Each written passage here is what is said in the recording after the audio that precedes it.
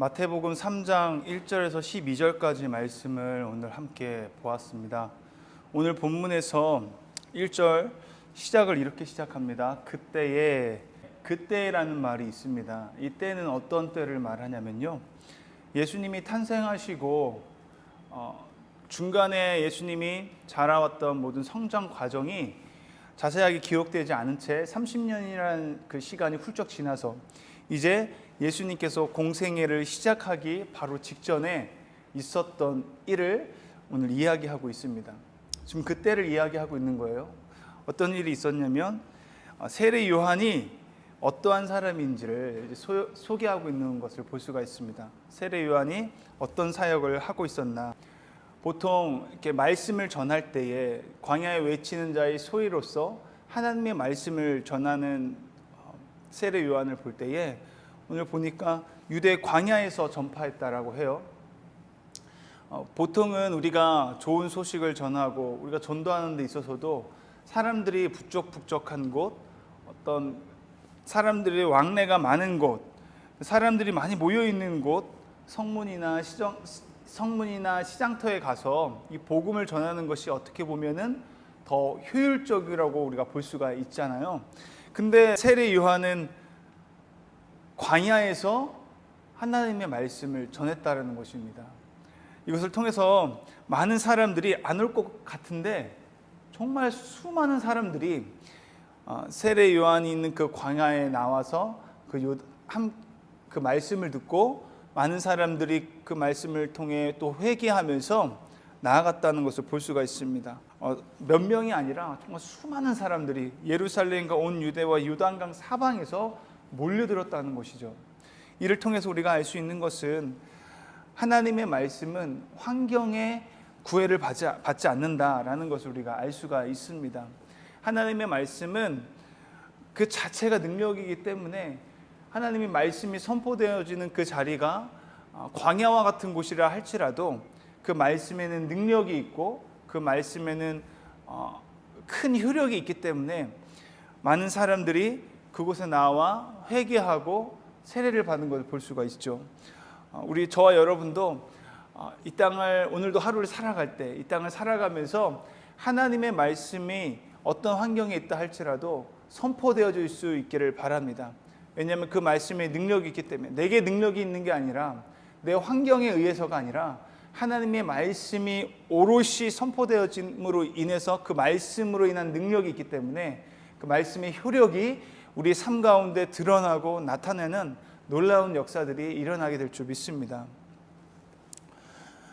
그리고 회개하라 천국이 가까이 왔느니라는 이 말 속에서 우리가 회개에 대해서 좀 더 제대로 알았으면 좋겠다는 생각이 들었습니다. 회개는 무엇입니까? 회개는 내가 이러지 말아야지, 그렇게 살면 안 되지 해서 멈추는 것이 아니라 완전히 방향을 돌려서 나의 삶 속에서 변화되는 모습이 나타나야 된다는 것입니다. 오늘 그렇게 회개하라고 말씀을 전할 때에 세례 요한이 그렇게 전할 때 그 자리에는 일반 사람들도 있었지만 그 당시 종교 지도자들이었던 바리새인과 사두개인들도 함께 섞여 있었습니다. 그때에 세례 요한은 그들을 향하여서 회개에 합당한 열매를 맺으라고 이야기하고 있어요. 이 말은 그들이 회개에 합당한 열매를 맺지 못하고 있다라는 거죠. 어떻게 세례 요한은 그 사람이 합당한 회개를 했는지 안 했는지 판단할 수 있을까라는 생각을 할 수 있는데요. 성경을 보면은 그들의 삶을 통해서 그들이 회개했는지 안 했는지를 분별할 수 있었던 것 같습니다. 회개에 합당한 열매는 다른 말로 좋은 열매라고 말할 수 있겠죠. 10절 말씀에 이렇게 이야기하고 있습니다. 세례 요한은 이미 도끼가 나무 뿌리에 놓였으니 좋은 열매를 맺지 아니하는 나무마다 찍혀 불에 던져지리라. 좋은 열매, 합당한 회개를 한 사람, 합당한 열매를 맺은 사람, 그런 사람은 좋은 열매를 맺은 사람이고요. 회개는 했는데 그 회개가 합당한 열매를 맺지 못할 경우, 좋은 열매가 아니고 나쁜 열매를 맺을 수 있다는 겁니다. 그렇다면 좋은 열매를 맺지 못한 나쁜 열매는 무엇일까요? 우리가 회개는 했지만 우리 삶이 변화가 없는 것. 예를 들면 이런 거겠죠. 여전히 내가 하나님 앞에 회개했다고는 하지만 삶 가운데서 이간질하는 것들, 누군가를 정죄하고 판단하는 것, 미워하는 것, 사랑이 없는 거죠. 사랑이 없고 또 감사가 있지 않고 원망과 불평이 계속해서 나오는 사람을 보면은 어떻습니까? 진정한 그런 모습이 합당한 열매를 맺은 회개가 아니라는 것이죠. 결국은 타이틀이 중요하지 않다라는 것입니다. 종교 지도자들이었다 할지라도 그들의 상관이 없어요. 합당한 회개에 합당한 열매를 맺느냐 안 맺느냐는 직분이 중요하지 않다라는 것입니다. 신앙의 연수와 상관이 없고 내가 무수한 간증이 있고 수많은 기적을 경험하고 체험했다 할지라도 그 사람이 회개에 합당한 열매를 맺지 못했다면 어떤 이야기를 듣게 됩니까? 하나님 앞에 책망을 받게 됩니다. 오늘 세례 요한은 그 바리새인들에게 이렇게 이야기해요. 독사의 자식들아, 누가 너희를 가르쳐 임박한 진노를 피하라 하더냐. 독사의 자식들이라고 말하고 있고 임박한 진노를 피할 수 없게 될 것이다 라고 이야기하고 있습니다.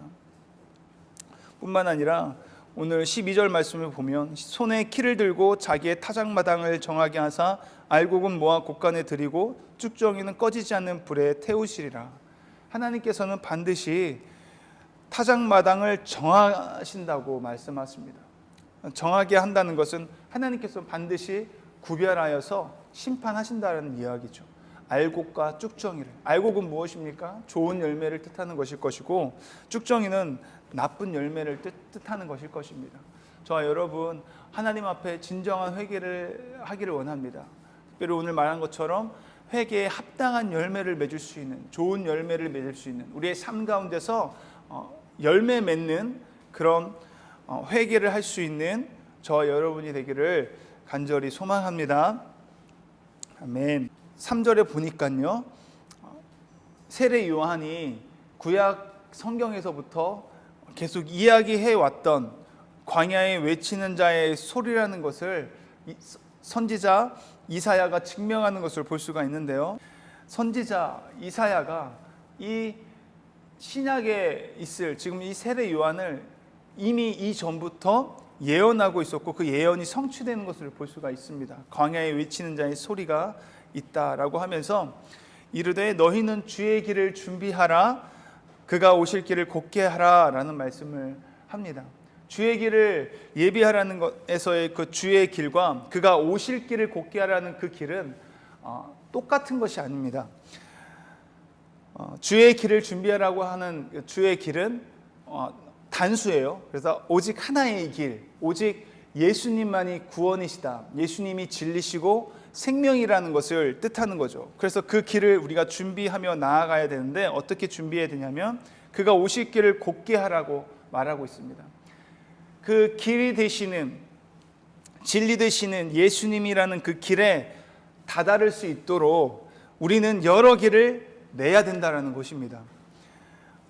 지금 세례 요한이 그 길을 내고 있는 거죠. 무엇을 통해서요? 하나님의 말씀을 광야에서 선포함으로 인해서 광야에 외치는 소리가 되어서 그들을 하나님께로 인도하고 그 진리고 생명이고 구원자 되시는 예수님께 인도하기 위한 그 길로 다다를 수 있도록 지금 길을 여러 갈래로 만들어 놓는다는 것입니다. 그가 오실 길을 곧게 하라 해서 그 길은 하나의 길이 아니라 여러의 길을 통해서 여러 방법으로 여러 길을 가지고 스트레이트 곧게 그분께 바로 갈 수 있도록 그 길을 만들어서 나아가야 된다라는 것을 이야기하고 있는 거죠. 영어 말씀을 보니까요, 그가 오실 길을 곧게 하라는 것을 보면 make straight paths for him, straight paths라고 되어 있습니다. 곧게 그냥 직진으로 바로 갈 수 있을 정도로 많은 길들, 패스 복수를 쓰고 있거든요. 많은 길들을 만들라는 것이요. 그것이 우리가 해야 할 사명인 줄 믿습니다. 복음의 통로가 돼야 된다는 말을 하고 있는 거죠. 예수님께 나아갈 수 있는 길을 우리가 여러 방법을 통해서 길을 만들어 나가야 된다는 것입니다. 내가 전도해야 할 대상이 있어요. 그 대상이 내 가족일 수도 있고요, 내 부모님, 내 친구, 내 자녀, 내 남편일 수 있습니다. 내 직장 동료일 수도 있고요. 그들에게 우리가 이 복음의 통로로서 그 길을 만들어 줘야 된다는 거예요. 주님께 가까이 갈 수 있도록. 오늘 세례 요한은 말씀을 광야에서 선포하면서 그 길을 냈던 사람이고요. 또 어떤 길로 우리가 또 만들며 나아갈 수 있습니까? 찬양을 통해서 그 길을 만들 수도 있을 것이고요. 그 사람을 위해서 간절히 우리도 기도하면서 울면서 그 영혼을 불쌍히 여기는 마음으로 그 길을 낼 수도 있을 것입니다. 여러분들은 어떤 방법으로 내시겠습니까? 오늘 기도하면서 그 방법에 대해서 어떻게 하면 내가 전도하고자 하는 사람을 주님의 곁으로 내가 인도할 수 있는지, 주님의 길, 진리가 되시는 그 주님의 길에 다다를 수 있도록 어떻게 길을 내서 만들어야 할지를 우리가 고민하면서 하나님께 방법을 물어보며 나아가는 시간이 되었으면 좋겠습니다. 그래서 여러분, 오늘도 이 땅을 살아가면서, 이 하루를 살아가면서 더욱더 그 사명을 잘 감당할 수 있는 저 여러분이 되었으면 좋겠습니다. 기도하시겠습니다.